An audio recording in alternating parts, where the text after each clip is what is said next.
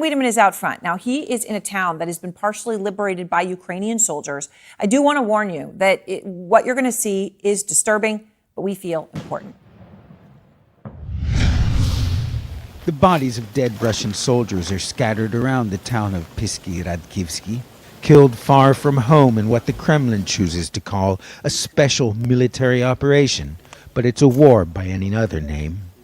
A war into which many more Russians will be thrown now that the so-called partial mobilization has begun, and who may well meet a similar end.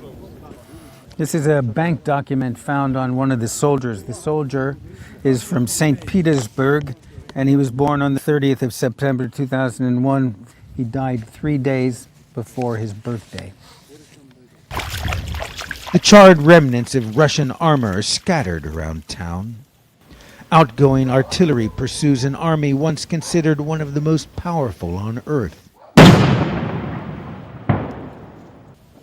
An army that abandoned tanks aplenty, many in working order. Dmitry and his crew are tinkering with one such tank fresh from the battlefield. Minimально.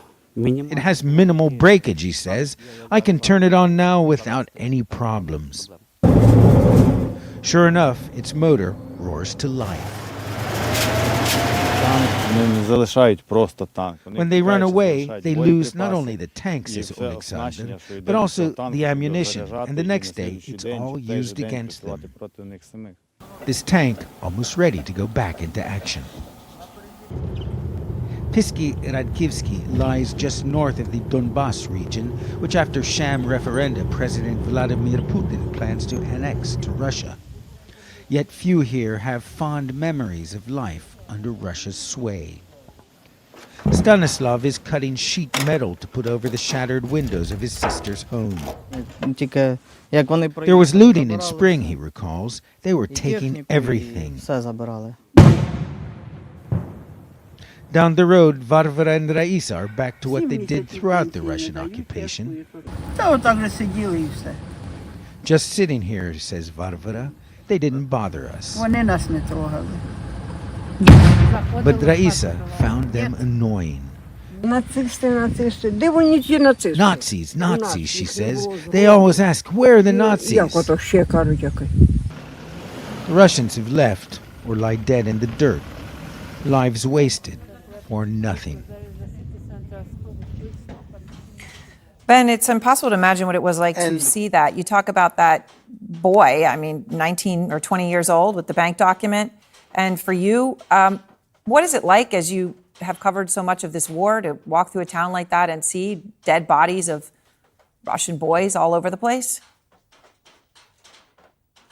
It was just shocking, the number of dead Russians we saw.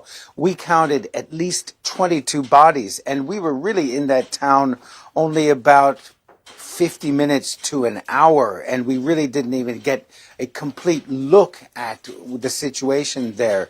But just to add some more news for you, this city, Kharkiv, where we are now, just about 5 hours ago, came under Russian missile fire. About 5 missiles landed, one of them just about 600 yards from we are now. It took a electronic substation out, and the city, much of the city, is completely without electricity. In fact, I can see just a couple lights in the background. Perhaps those are from generators, but this just gives you an idea that despite the fact that the Russians are losing ground in this part of Ukraine, they still have the ability with their long-range missiles to cause serious damage.